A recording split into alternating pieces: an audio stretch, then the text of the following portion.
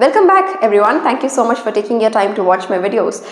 With every YouTube video that I'm making, I'm getting happier and happier because people who know me from the very beginning, you know that I started on YouTube. I started making content on YouTube. I wanted to be a YouTuber, but for some reason YouTube did not work out for me. I moved to Instagram. Instagram started working out, but YouTube always had my heart. I tried different things on YouTube, but for some reason, none of it worked out. It was like an on and off relationship with YouTube. But finally, this time, what changed is that I am making videos purely for the sake of myself. There are things that I want to talk about, there are things that I want to share with no rewards expected, with no outcome expected. I'm not expecting any of my videos to get millions and millions of views, or I'm not trying to make my videos bring me something. All the videos that I'm making now is just purely things that I want to put out into this world and no returns expected. I think due to that, I'm feeling happier and happier with every video. With every video I make, I'm feeling very, very excited. You know, previously it was not like this. With every video I make, I was trying to make it perfect. I was trying to get more views on the videos. But I think because I was very desperate to get an outcome, it did not happen. And now I wouldn't say the outcome is amazing, but I'm not bothered. I want to put out these videos and that's it.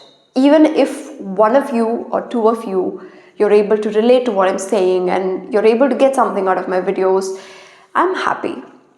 So that's a little bit of excitement talk for this video. So let's get into it. It's because I'm getting happier and happier. I also want to talk about myself. I also want to talk about the things that I'm doing in my life. What am I learning? All of that. I'm very excited. Today's video is about the hobbies and skills and lessons that I learned in 2024 and what are the things am I expecting to do in 2025? Why do I do certain things and all of that? It's quite, personal, along with certain lessons that I learned in this year. So hope you enjoy it. So firstly, I want to talk about the hobbies that I learned in 2024. I have 4 hobbies that I learned. First one is swimming. Swimming, I did it in 2023 December and 2024 Jan. I was done with my classes. I did my freestyle and then my backstroke, and I was done with them. When I signed up for my swimming class, I only had this thing in mind where I just wanted to learn swimming because it's a life skill, and once I'm done with it, I'm good. But when I started learning, when I got into water, got into the pool, and I started realizing how therapeutic water is, I was, I felt really happy. I was really looking forward to my classes. It was December and Jan, like it was, it's really cold in the morning, but I didn't care. I would just go take a deep breath and jump into the water even though it's really cold, because water was really, really therapeutic. And even after my classes were over, I used to go to another swimming pool there whenever I got time and then did a little bit of swimming. I still do it. I still go to swimming pools whenever I get time because I do enjoy the water. It's not the swimming, but it's the feeling of being in the water. So I absolutely enjoyed it. And the second hobby I learned was horseback riding. The reason I started my riding class is because I've had this craze for horses ever since I was a kid. And I've also seen people, riding horses, and it was nice, right? So I thought it could be like a nice physical activity as well. And I also love horses, so why don't we give it a try? But when I started my classes, I realized that horses are amazing. They are spiritual beings that radiate this amazing aura. I also learned that horses are kind of similar to cats when it comes to gaining trust. You cannot just go ride any horse. You need to kind of talk to it, get to know it, tend to it, pamper the horse, build the trust. It's like a mutual respect and trust. Respect is the right word actually, because when I started my class, I had this one particular horse called Adi. I love Adi. The more I started interacting with him, the more I started treating him with respect and care. I was able to see that he was also doing it back.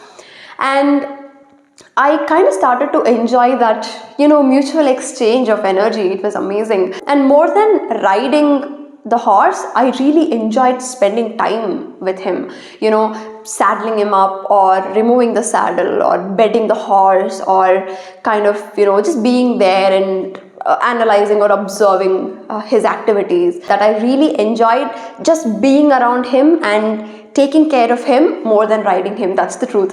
And I did not complete my riding classes. I finished like walking the horse, and I was trotting. I was practicing to trot. That's when I kind of stopped my classes, and then I moved to Coimbatore. But my goal when it comes to horse riding is not to actually ride the horse properly. That is like a goal that I would obviously want to do at one point, but for me it's all about being near a horse. That's really, really kind of peaceful. This is something that I realized, that you go to the class or you take a hobby thinking of one outcome or thinking of one particular thing, but what you learn there or what you experience there is completely different. What I experienced with swimming was that water was therapeutic, and anytime I have any problem, I can simply get into a swimming pool and get my head sorted. That's like an amazing learning.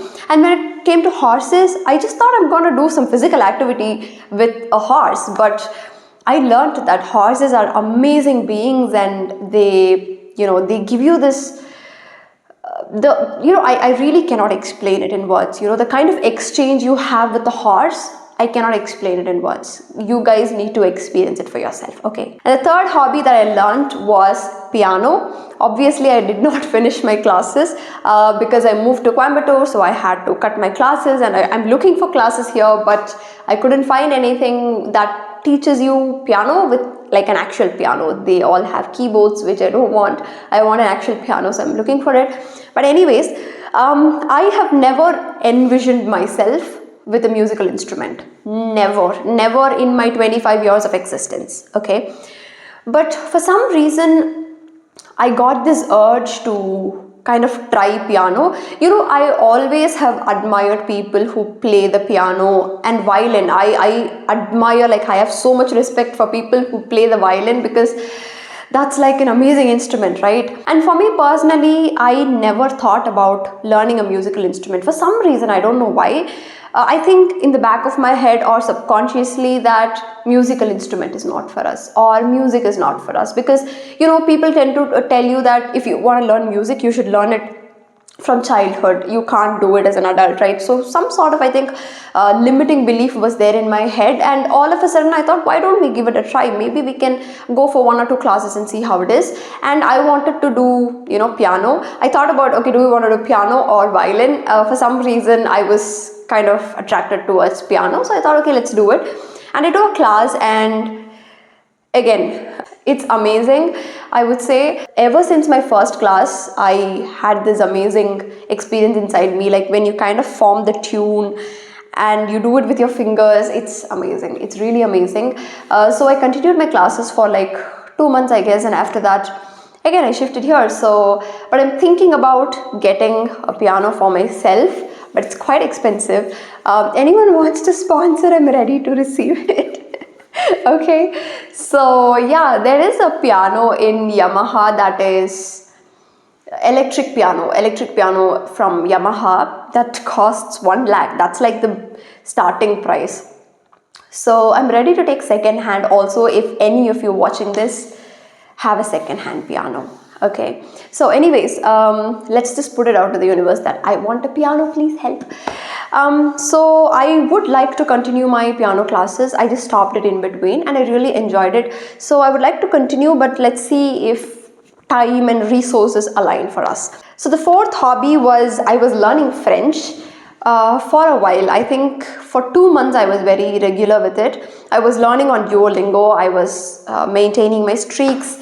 I learned a little bit of French, but after a point, I think learning from the app became quite tiring for me. When it comes to languages, I think it would be good if I learn it from a proper tutor or like a proper course or something. So I kind of stopped it in between. I haven't continued it. I don't know if I will continue in 2025. Let's see. So these are the 4 hobbies that I learned in 2024. And the common intention behind all these hobbies is my inner child work. 2024 was all about working on my inner child. I still do it. I will continue to do it.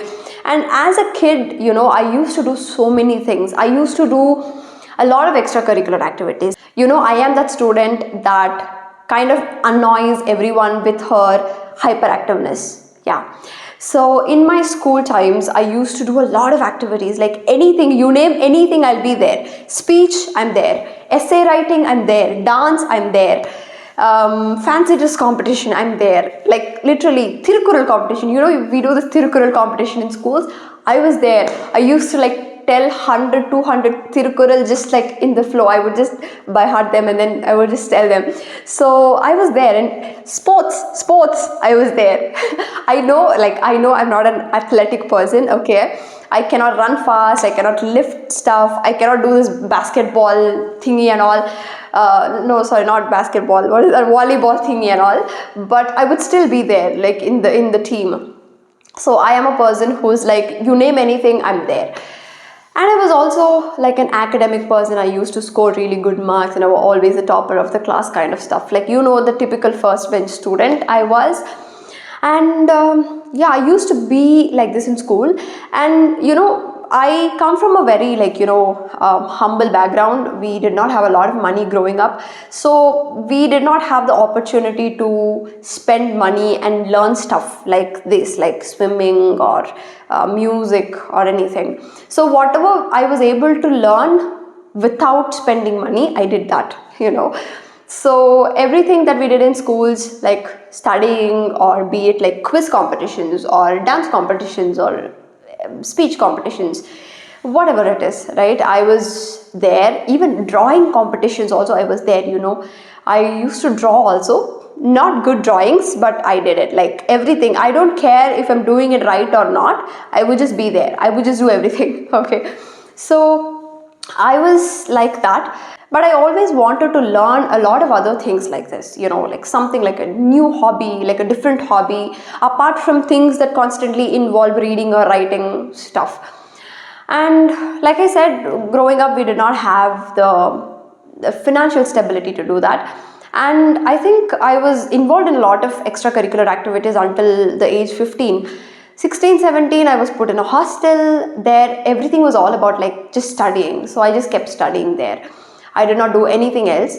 And in my college, I did do some extracurricular stuff like organizing, event management, and I was also the MC in my college. I did a lot of MC in my college, and dancing also I did in my college. So yes, I got back to a few of the things. But after that, once I started making money, I decided that I would want to try out a lot of different things, because that would really, really heal my inner child. All of these things I really wish I did as a kid, but I was not able to. But now I have the resources, the time and money and energy, so I'm doing it now. So all of these was about for my inner child, for the exploration that I wanted as a child that I did not get. I'm doing that exploration now. So, and I'm really happy. It's not even about getting things done or doing it perfectly. It's just about enjoying it while I'm there. So yeah, it was amazing. So that's on hobbies. And coming to the travel that I did in 2024, I visited one country, which is Thailand. And when it comes to travel, right, like I said, again, I come from a very humble background where people never really traveled anywhere. People don't even talk about traveling, it's like an unnecessary expense when it comes to a middle class family. But for me, I am a person who wants to explore a lot. I'm this person who's constantly hungry for new things, new learnings, new stuff, new places, new people. So I really wanted to explore countries, and I've been saving up for it as well. And this year it finally happened. I took a trip to Thailand, and that's the only country I visited this year. It was like a 4-day trip, I guess. And I went with my friend. We learned a few things, but I think we booked with an agency. But I guess that if we had went by ourselves, I think we would have learned more. But I think next time we'll do that, because it's my first time traveling outside India. I was kind of skeptical about, will I be able to do this alone? Like, even if I have a friend, like, are we like kind of equipped to do it, or are we ready for it, kind of stuff. And we were also quite scared because we've never really been out of India much. But I do want to travel alone. I do want to take a solo trip. I don't know if I will be able to, but yeah, let's see if that happens next year. So coming to a few notable things that happened in 2024, I was quite involved in stocks, I should say. I started investing in stocks in 2023 July. At that point, I wasn't very involved in it. I just wanted to give it a try. Like, I was very scared of stock market because I've never really done that. So I thought, okay, I have a little bit of money that I'm ready to lose. Like, even if I lose this money, it's fine. So I started investing, and I learned a little bit in 2023, but 2024 I started to take it a little bit more seriously. I started analyzing a lot of companies, and I think, investing quite often. And the journey, I wouldn't say it was amazing, like I made so much returns or anything, but I did figure out my own way of investing, like, for me this works, so I'm going to do this. That kind of my way of doing stocks, I figured out. So that is something that happened. I'm really happy about it, because like I said, I really enjoy these kind of small wins. For me, it's not about really, really big wins or big returns. For me, it's all about like small wins, small things that we learn, which kind of adds up to something big. So it's a small win for me. And I also invested in crypto, but then I only invested because my brother told me that, crypto is doing this and crypto that, crypto this, Bitcoin this, Ethereum that, whatever. And I was like, okay, what do you want me to do now? And he was like, just put a little bit of amount in, some crypto. You might or might not get after like a few years. If you get, it's going to be like a huge return for you. So I was like, okay, let's see, let's give it a try. And then I like invested in just one crypto, a little bit of money. But then I wouldn't say that I researched a lot about it. I just started it. Let's see. Maybe it turns out to be something good, or maybe it doesn't, but I don't really care. Let's see how it goes. And the third thing is that I started a business, if you know, like, it's a tea business in 2023 December. And in 2024, I was supposed to do a lot of work on it, but for some reason, I don't know why, I was not able to focus a lot on it. We were getting orders, but not much. And we, I for some reason, I was not able to spend a lot of time there. I mean, it is really unrealistic for me to expect me to spend a lot of time there, because I have my full-time job, I have my content creation, I have everything else that I'm doing, and that. So let's see. I'm hoping to kind of slowly, like, take it slow in 2025, but let's see. But again, I learned a little bit about business. I got this confidence that I can sell a product, because everything that I've been selling in my personal account, it's a service, right? It's a service that I'm providing. My coaching services and all of that, it's a service I'm providing. So you get to see a part of me on social media, and then you build the trust. Like, there's the trust that comes, and then you book a session with me or you talk to me. So it's a service. I've never really sold a product. So when I started my business, I was quite skeptical about it, like, will I be able to do it and all of that. But I did get orders. I started getting some good feedback as well, which gave me a little bit of confidence. So yeah, so that's also a small win, but I think I need to work more on that. And another notable thing that happened is that I started a podcast. If you remember, I interviewed like a few people, 7 or 8 people, but then it was getting quite hard for me to find people to interview. And then, I don't want to just call anyone on my podcast and talk. I wanted my podcast to provide some value. So I was keeping it on hold for a while. I did not get any guests, but then I thought, okay, let's just do solo videos again. And now I'm doing solo videos. So the fact that I started the podcast, which kind of led me to making my solo videos again, I think that was kind of destined. it brought me back into my route, I would say. So I'm kind of happy about it. I started it for a completely different reason, but I ended up here and I'm happy about it. And we also received an award for the social work that we have been doing. So that was kind of unexpected. I was never expecting that. But yeah, I am happy about it, and I thank everyone who donated for all the activities that we did. Let's continue to do more. Another thing that happened in 2024 is meditation. You guys, you will not believe this. I used to meditate. I used to meditate even before, for the last 3-4 years, I've been meditating. But those meditations where this 15 minutes meditation, a few minutes meditation that we do, right? 10-15 minutes. That's the meditation I was doing. And then I came across this book called Becoming Supernatural by Dr. Joe Dispenza. And he had mentioned certain meditations in his book, and his whole book was amazing. It's like magical. That book was magical. And once I read it, I was like, okay, let's give it a try. Let's do one meditation. And then there was this one particular meditation, I think the pineal gland meditation.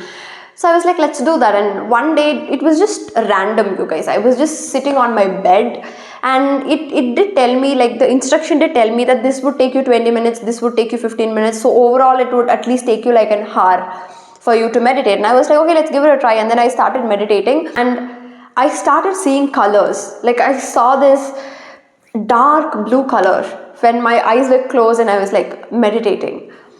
Really, it was amazing. It was kind of like really magical, and then I was also kind of in a half asleep state, so I don't even know like if I'm actually seeing it or if I'm dreaming it. I don't know. And then I woke up and I was like, wow, that's amazing. And then I was like, okay, let's give it another try, because it was really energetic. It was like exploring a new world. And then I started doing this Kundalini breathing that was mentioned in the same book. So the first day I did like this Kundalini breathing, and what I would do is I would do this breathing for like 100 times, and then I would lie down, okay, on my yoga mat. And once I lie down, I would try to bring my focus to the center of the forehead, which indicates the pineal gland.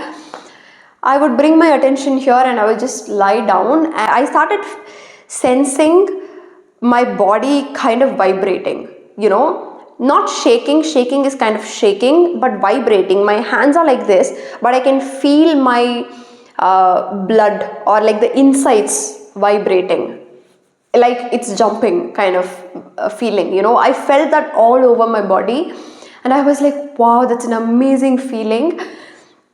And I kept doing this particular meditation, the Kundalini breathing. And then one day, what happened is I was doing the same thing. I was doing this Kundalini breathing very, very dedicatedly. I think I did it for like 100 breaths.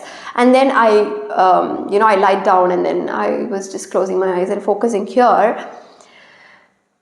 I started feeling like, obviously my body started vibrating like how it used to vibrate.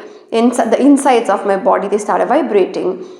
And then all of a sudden, like I was in a very deep relaxed state, like an half asleep state. I noticed something kind of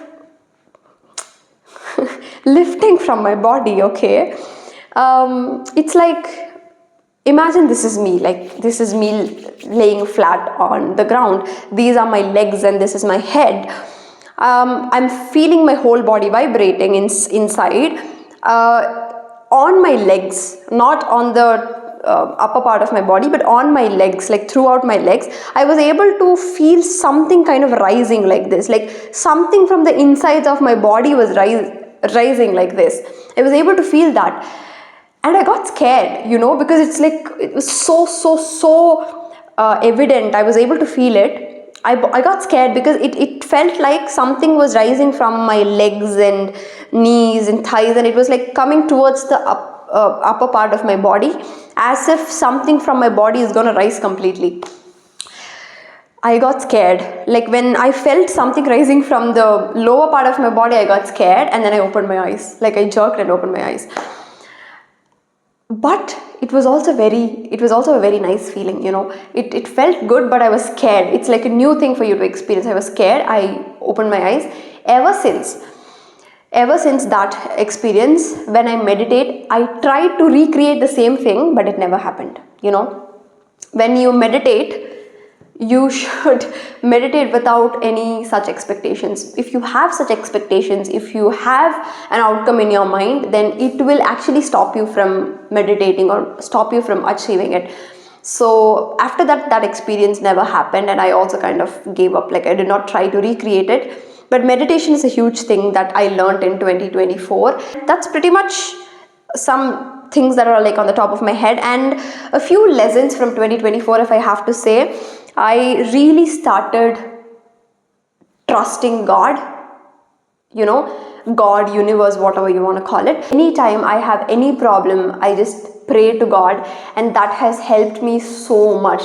Like, kind of putting your problems out and surrendering to a higher power, that gives you so much relief. That was one thing that I learned. And another thing is to let go and surrender.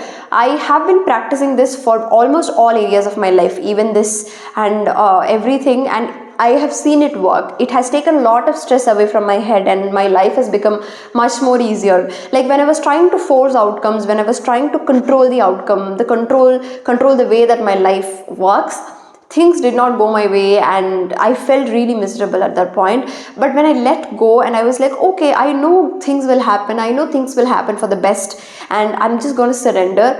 I'm going to do the work. Whatever happens, happens. And ever since that, I have gotten really good results. A lot of stress has gone away, and my mental health has improved a lot. So that is something that I learned in 2024. And two other really important things is, one, emotional regulation. For a really long time, I did not kind of figure out what emotional regulation is, but finally I did. I will make a video about it separately for you guys. And finally, relationships. When it comes to relationships, I kind of sometimes have a hard time, but there are some lessons that I learned in 2024, which I will definitely carry with me for the rest of my life. So that is something. So I think with that, my 2024 is done, and I just want to do a quick run through for 2025. Like, if you follow me on Instagram, you know that I posted my vision board there, so it has all of these things. So in 2025, I want to learn crochet, I want to learn tennis, and I also want to do Pilates, and I want to continue my French lessons, but I'm not sure though. And the travel I'm looking to do in 2025 is 1, to Bali, 2, to Turkey, and 3, to Paris. These 3 countries I have in my mind, but let's see how it goes. Okay, let's not jinx it by saying anything about it. 2 more things that I'm looking forward to in 2025 is, 1, to write a book. Well, that's a huge thing to say, but I always thought that I will be writing a non-fiction, like a self-help book. But for some reason, lately, I've been called to write fiction. I don't know why there is this very, very strong pull towards writing fiction. Something is kind of calling me. This idea has been put into my head by the universe, I believe. And I've never really felt this urge to write a fiction in my entire life. But I'm having this pull to write. Some spirit is pulling me to do this. So I'm hoping to write a book in 2025. I don't know if I will publish it. Okay, I don't know if I will publish it, because not all your creative work has to be published, has to be made public. But I want to write. That's my goal. For 2025, I just want to write. I want to write and finish a book, maybe at least the first draft. Whether we publish it or not, we'll decide later. And another thing that I'm looking to do in 2025 is to do things alone.